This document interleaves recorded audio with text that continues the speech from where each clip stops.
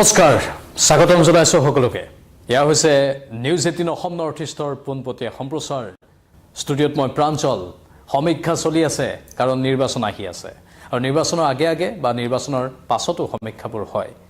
আৰু এই সমীক্ষাবোৰৰ মূল কথাটো হৈছে যে একাংশ লোকৰ মতামতবোৰ সংগ্ৰহ কৰা আৰু সেই মতামতৰ ভিত্তিত এটা পূৰ্বানুমান কৰা ভোট ভাইব নামৰ যেটো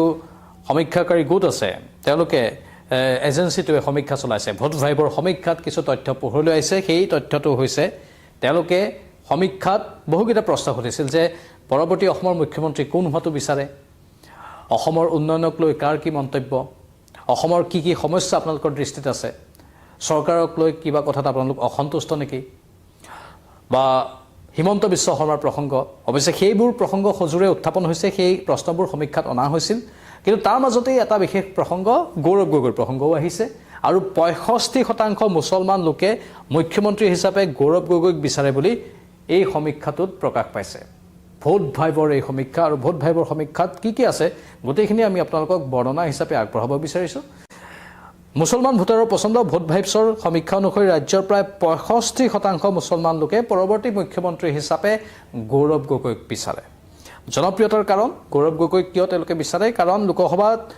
গৌৰৱ গগৈ যিবোৰ ভূমিকা গ্ৰহণ কৰিছিল আৰু শেহতীয়া নিৰ্বাচনত যোৰহাট সমষ্টিৰ পৰা লোকসভা নিৰ্বাচনত তেওঁ জয়লাভ কৰিছিল আৰু তেওঁৰ গ্ৰহণযোগ্যতা মুছলমান লোকসকলৰ মাজত বৃদ্ধি কৰিছে বুলি উল্লেখ কৰা হৈছে লগতে ভোট ভাইবছৰ সমীক্ষাত আন কেতবোৰ তথ্য আহিছে এআইডিএফৰ প্ৰসংগ আহিছে কাৰণ এআইডিএফৰ স্থিতিক লৈ প্ৰশ্ন উত্থাপন কৰা হৈছিল আৰু এই সমীক্ষাই দেখুৱাইছে যে এসময়ত এআইডিএফৰ শক্তিশালী ভোট বেংক হিচাপে পৰিগণিত হোৱা মুছলমান ভোটাৰৰ এক বৃহৎ অংশ এতিয়া কংগ্ৰেছ তথা গৌৰৱ গগৈৰ প্ৰতি অধিক আকৰ্ষিত হৈছে মানে সংখ্যালঘু যিবোৰ সমষ্টি আছে তাত গৌৰৱ গগৈৰ ভেটি মজবুত ইয়াৰ পূৰ্বেও সেই তথ্যবোৰ পোহৰলৈ আহিছিল আৰু সেইটোৱেই প্ৰকাশ পাইছে যে মুছলমান সংখ্যালঘু ভোটাৰসকলে গৌৰৱ গগৈকে পৰৱৰ্তী মুখ্যমন্ত্ৰী হোৱাটো বিচাৰে সমীক্ষাৰ কিন্তু অন্যান্য কেতবোৰ দিশো আছে ইয়াতে শেষ হোৱা নাই মন কৰিব কেৱল গৌৰৱ গগৈ নহয় এই জৰীপত সামগ্ৰিকভাৱে ৰাজ্যৰ ৰাজনৈতিক স্থিতিৰ ওপৰতো আলোকপাত কৰা হৈছে কি আছে মই গোটেইখিনি নোট কৰি আনিছো মুখ্যমন্ত্ৰীৰ দৌৰত আগস্থান সামগ্ৰিকভাৱে কাৰ অসমৰ গৌৰৱ গগৈকটো মুছলমান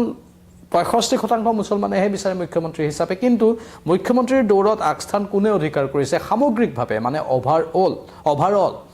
সকলো ধৰ্ম সম্প্ৰদায় মিলাই পেলাই আমি কৈছো অভাৰঅল সকলো ধৰ্ম সম্প্ৰদায় মিলাই বৰ্তমানৰ মুখ্যমন্ত্ৰী ডক্টৰ হিমন্ত বিশ্ব শৰ্মা এতিয়াও জনপ্ৰিয়তাৰ কিন্তু শীৰ্ষত আছে যদিও মুছলমান ভোটাৰৰ মাজত গৌৰৱ গগৈৰ আধিপত্য দেখা গৈছে আন একাংশ ভোটাৰৰ মাজত মুখ্যমন্ত্ৰীৰ আসনৰ বাবে হিমন্ত বিশ্ব শৰ্মা প্ৰথম পছন্দ হৈ আছে চৰকাৰী মূল্যায়ন কি সমীক্ষাটোত অংশগ্ৰহণ কৰা প্ৰায় 55.6% লোকে বৰ্তমানৰ চৰকাৰৰ কাম-কাজত সন্তুষ্টি প্ৰকাশ কৰিছে মন কৰিব 55.6% 55.6% লোকে বৰ্তমানৰ চৰকাৰৰ কাম-কাজত সন্তুষ্টি প্ৰকাশ কৰিছে কিন্তু ইয়াত প্ৰত্যাহ্বান কেনেকুৱা ধৰণৰ আছে প্ৰত্যাহ্বান দুটা বিষয়বস্তুৰ ওপৰতে আছে দুটা বিষয়বস্তুৰ ওপৰত অসন্তুষ্টি প্ৰকাশ কৰা একাংশ জনসাধাৰণো আছে সেই দুটা মূল বিন্দু হৈছে নিবনুৱা সমস্যা আৰু অত্যাৱশ্যকীয় সামগ্ৰীৰ মূল্য বৃদ্ধি এই দুটা বিষয়বস্তুৰ ওপৰত অৱশ্যে ডাঙৰ চিন্তাৰ বিষয় হিচাপে পৰিগণিত হৈছে আৰু দুটা বিষয়বস্তুৰ ওপৰতে একাংশ লোকে অসন্তুষ্টি প্ৰকাশ কৰিছে মূল্য বৃদ্ধি অত্যাৱশ্যকীয় সামগ্ৰীৰ মূল্য বৃদ্ধি আৰু নিবনুৱা সমস্যা এই দুটা বিষয়বস্তুৰ ওপৰত বিভিন্নজনে অসন্তুষ্টি প্ৰকাশ কৰিছে তাৰ বাহিৰে কিন্তু চৰকাৰী সমীক্ষাৰ বা চৰকাৰী মূল্যায়নৰ ক্ষেত্ৰত সমীক্ষাটোত অংশগ্ৰহণ কৰা প্ৰায় 55.6% লোকে বৰ্তমান চৰকাৰৰ কাম-কাজত সন্তুষ্টি প্ৰকাশ কৰিছে সমীক্ষাৰ বিশ্বাসযোগ্যতাক লৈ প্ৰশ্ন আহিব স্বাভাৱিকতে এনে ধৰণৰ বহু সমীক্ষাকাৰী গোট আছে বা এজেন্সি আছে এই সমীক্ষাটো তেওঁলোকে দাবী কৰে ভোট ভাইবছে কেনে ধৰণে কৰিছিল এই সমীক্ষাটোত CATI মানে কম্পিউটাৰ এছিষ্টেড টেলিফোন ইণ্টাৰভিউ পদ্ধতিৰে কৰা হৈছিল য'ত ৰাজ্যৰ বিভিন্ন প্ৰান্তৰ প্ৰায় 2616 গৰাকী লোকৰ পৰা মতামত লোৱা হৈছিল বুলি তেওঁলোকে দাবী কৰিছে এআইডিএফৰ পতনৰ ইংগিতৰ কথাটো আমি ইতিমধ্যে ক'লো এই সমীক্ষাৰ এক গুৰুত্বপূৰ্ণ তথ্য হ'ল যে পূৰ্বে বদৰুদ্দিন আজমলৰ নেতৃত্বাধীন এআইডিএফৰ যি ভোট বেংক আছিল সেয়া এতিয়া দ্ৰুতগতিত কংগ্ৰেছৰ ফালে ঢাল খাইছে সংখ্যালঘু ৰাইজে এতিয়া আঞ্চলিক দলতকৈ ৰাষ্ট্ৰীয় পৰ্যায়ত বিজেপিৰ বিৰোধিতা কৰিব পৰা শক্তিকহে অধিক গুৰুত্ব দিছে মানে সংখ্যালঘু জনসাধাৰণে আৰু মুখ্যমন্ত্ৰীৰ পদৰ বাবে প্ৰতিদ্বন্দ্বিতাৰ ক্ষেত্ৰত যদিও মুছলমান ভোটাৰৰ মাজত গৌৰৱ গগৈ আগত সামগ্ৰিকভাৱে ৰাজ্যখনৰ জনমতত কেইবাজনো নেতাৰ নাম চৰ্চালৈ আহিছে যদিও গৌৰৱ গগৈৰ মুছলমান লোকৰ মাজতহে জনপ্ৰিয়তা আছে কিন্তু হিমন্ত বিশ্ব শৰ্মা বৰ্তমানৰ মুখ্যমন্ত্ৰীগৰাকী আজিও এক বৃহৎ সংখ্যক লোকৰ প্ৰথম পছন্দ হিচাপে বিবেচিত হৈছে ভোট ভাইবছৰ সমীক্ষা মতে তেওঁৰ উন্নয়নমূলক আঁচনি বিশেষকৈ আজিৰ দিনটোতেই অৰুণোদয় আঁচনিৰ ধন 40 লাখতকৈ অধিক মহিলালৈ আগবঢ়োৱা হ'ল তেওঁৰ উন্নয়নমূলক আঁচনি আৰু হিতাধিকাৰী কেন্দ্ৰিক ৰাজনীতিৰ বাবে 44%তকৈ অধিক লোকে তেওঁক পুনৰ মুখ্যমন্ত্ৰী হিচাপে বিচাৰে আৰু পৰিসংখ্যাটো এনেধৰণৰ প্ৰায় 56% লোকে বৰ্তমান চৰকাৰৰ কাম-কাজত সন্তুষ্টি প্ৰকাশ কৰিছে বিশেষকৈ অৰুণোদয় আৰু লাখপতি বাইদেউৰ দৰে আঁচনিয়ে চৰকাৰৰ জনপ্ৰিয়তা ধৰি ৰাখিবলৈ সক্ষম হৈছে ৰাজ্যৰ আটাইতকৈ ডাঙৰ মূল বিন্দুটো হৈছে তেওঁলোকে যে যি হিতাধিকাৰী আঁচনি সেই হিতাধিকাৰী আঁচনি সুফল পাইছে আৰু চৰকাৰৰ সামগ্ৰিক কাম-কাজত তেওঁলোকে সন্তুষ্টি প্ৰকাশ কৰিছে যাতায়াত ব্যৱস্থা বিশেষকৈ ৰাস্তাৰ সংযোগৰ ব্যৱস্থাটোক লৈ সন্তুষ্টি প্ৰকাশ কৰিছে দ্ৰুতগতিত এতিয়া উজনিৰ পৰা নামনিলৈ অহা যোৱা কৰিব পাৰি উৰণ সেতুবোৰো নিৰ্মাণ হৈ আছে গুৱাহাটীত কেইবাখনো উৰণ সেতু নিৰ্মাণ হ'ল সেই সামগ্ৰিক ব্যৱস্থাটোৱে ক'ৰবাত সন্তুষ্টিৰ হাঁহি জনসাধাৰণৰ মুখত বিৰিঙাই তুলিবলৈ সক্ষম হৈছে সেয়েহে বেছি সংখ্যকেই বৰ্তমান চৰকাৰকেই পুনৰ অহাটো বিচাৰিছে আৰু তাৰ মাজতে একাংশই অৱশ্যে মূল্যবৃদ্ধি আৰু নিবনুৱা সমস্যাৰ বিষয় দুটা উত্থাপন কৰিছে এই দুটাতেই ক'ৰবাত আৰু অলপ কাম কৰিবলগীয়া আছে চৰকাৰৰ সেই দুটা বিষয়বস্তুৰ ওপৰত গুৰুত্ব দিয়াটো দৰকাৰ মূল্যবৃদ্ধি হৈছে সেইটো নিৰ্ঘাত সেইটো আমি দেখিবলৈও পাইছোঁ আৰু সেইটো ক্ষেত্ৰত অসন্তুষ্টি আছে আৰু নিবনুৱা সমস্যা যদিও চৰকাৰে নিযুক্তি দিছে নিযুক্তি দিয়াৰ পাছতো বা বিভিন্নজনক ব্যৱসায়িক ক্ষেত্ৰতো আগবাঢ়ি যাবলৈ উদগনি দিছে কিন্তু তাৰ পাছতো নিবনুৱা সমস্যা সমাধান হোৱা নাই আৰু সেই কেলকুলেশ্যনটো অলপ জটিলেই হয় কাৰণ পঢ়ি উত্তীৰ্ণ হোৱা ছাত্ৰ ছাত্ৰীৰ সংখ্যা বছৰে বছৰে বাঢ়ি গৈ আছে সেয়েহে সেইটো এটা বিশেষ দৃষ্টিভংগীৰে চাবলগীয়া বিষয় সেইটোৰ সমস্যা সমাধানৰ বাবে হয়তো এক বৰ দীৰ্ঘম্যাদী পৰিকল্পনা ল'ব লাগিব আৰু সেই কৌশলবোৰো অন্য ধৰণৰ হ'ব লাগিব যাৰ জৰিয়তে নিবনুৱা সমস্যা দ্ৰুতগতিত হ্ৰাস কৰিব পাৰি সেইখিনি চৰকাৰৰ কৰণীয় আছে সেইখিনি হয়তো পৰৱৰ্তী সময়ত চৰকাৰে কৰিবলৈ সক্ষম হ'ব সমীক্ষাটোৰ মতে যোৱা নিৰ্বাচনৰ তুলনাত এইবাৰ ভোটাৰসকল অধিক সজাগ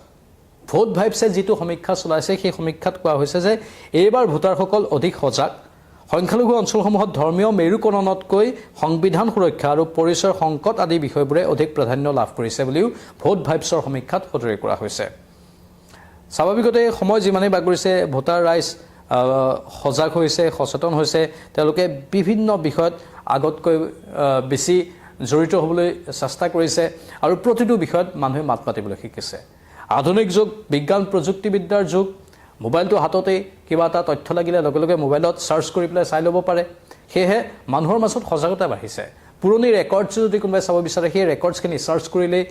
সাৰ্চ কৰিলে ইউটিউবতে হোক যেহেতু বৃহত্তম সাৰ্চ ইঞ্জিন হয় ইউটিউব বা গুগলতে হোক সাৰ্চ কৰি পোৱা যায় সেই পুৰণি ৰেকৰ্ডবোৰো চাই পুৰণি ক'ৰবাত কিবা ত্ৰুটি আছিল নেকি কিবা ভুল আছিল নেকি সেইবোৰ বিচাৰ খোচাৰ কৰিছে নেতাসকলৰ কথা গৌৰৱ গগৈৰ কথাই হোক মুখ্যমন্ত্ৰীৰ কথাই হোক তেওঁলোকৰ কথাৰ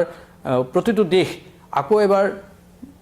ঘূৰাই চাব পাৰিছে মানে এইবোৰেই হৈছে ভোটাৰ জনসাধাৰণৰ বাবে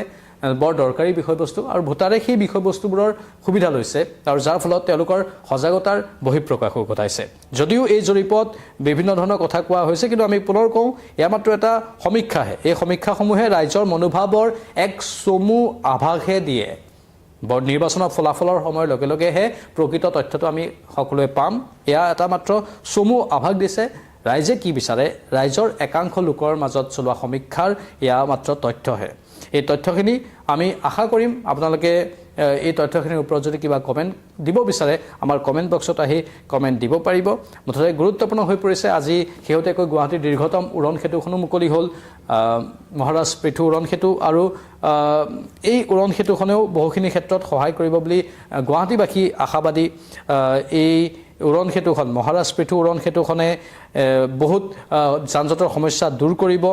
দীৰ্ঘতম সেতু হিচাপে ই পৰিগণিত হৈছে প্ৰায় 6 কিলোমিটাৰ 850 কোটি টকা ব্যয় সাপেক্ষে নিৰ্মাণ কৰা হৈছে মাত্ৰ কিছু সময়ৰ পূৰ্বেহে মুকলি কৰা হৈছে এই সেতুখনে গুৱাহাটী ক্লাব চানমাৰী আৰু নুনমাটিক পোনপটীয়াকৈ সংযোগ কৰিছে যাৰ ফলত চহৰখনৰ ব্যস্ততম পথটোৰে যান-জঁটৰ সমস্যা বহুখিনি লাঘৱ হ'ব বা হ্ৰাস হ'ব সময়ৰ আহি আগতে গুৱাহাটী ক্লাবৰ পৰা নুনমাটি পাবলৈ যি 30-40 মিনিট সময় লাগিছিল এতিয়া সেয়া মাত্ৰ 5-10 মিনিটতে সম্ভৱ হ'ব এনেধৰণৰ বহু উৰণ সেতু হৈছে বা ৰাস্তা ঘাটবোৰৰ উন্নয়ন হৈছে সেইবোৰে মানুহক কিছু পৰিমাণে সকাহ দিয়ে এতিয়া দীৰ্ঘ দূৰত্বৰ যাত্ৰাবোৰ কম সময়তে কৰিব পাৰি সেইবাবে মানুহৰ মাজত কিছু সন্তুষ্টিৰ হাঁহি আছে মানে ছেটিছফেকশ্যন কৰবাত তেওঁলোকৰ মাজত দেখিবলৈ পোৱা গৈছে এয়া আছিল সামগ্ৰিক তথ্য আমি আপোনালোকৰ বাবে আগবঢ়ালোঁ কিয় জনসাধাৰণে চৰকাৰৰ কাম কাজখিনিত সন্তুষ্টি প্ৰকাশ কৰিছে এইবোৰ একোটা উদাহৰণহে তাতে আকৌ বিভিন্ন আঁচনিৰ সুবিধাবোৰ আছে মহিলাসকলৰ একাউণ্টত ধন সোমোৱাৰ বিষয়বোৰ আছে সেই বিষয়বোৰতো থাকিবই যাৰ ফলতেই বেছি সংখ্যক জনসাধাৰণে চৰকাৰৰ প্ৰতি সন্তুষ্টি প্ৰকাশ কৰিছে আৰু মন কৰিব মহিলাসকলৰ মাজত মুখ্যমন্ত্ৰী হিমন্ত বিশ্ব শৰ্মাৰ জনপ্ৰিয়তা বেছি অৱশ্যে পুৰুষসকলৰ মাজতো জনপ্ৰিয়তা আছে কিন্তু মহিলাসকলে যেহেতু বিভিন্ন আঁচনি পাইছে সুবিধা পাইছে সেইবাবে মহিলাসকলৰ মাজত হিমন্ত বিশ্ব শৰ্মাৰ জনপ্ৰিয়তা অধিক ৰূপত ভোট ভাইবছৰ সমীক্ষাত দেখিবলৈ পোৱা গৈছে আমি আপোনালোকৰ পৰা মতামতবোৰ বিচাৰিছোঁ আপোনালোকে মতামতবোৰ আমাৰ কমেণ্ট বক্সত দিব পাৰিব এই মুহূৰ্তৰ এই পোনপটীয়া সম্প্ৰচাৰটোৰ পৰা ইমানতে বিদায় লৈছোঁ নমস্কাৰ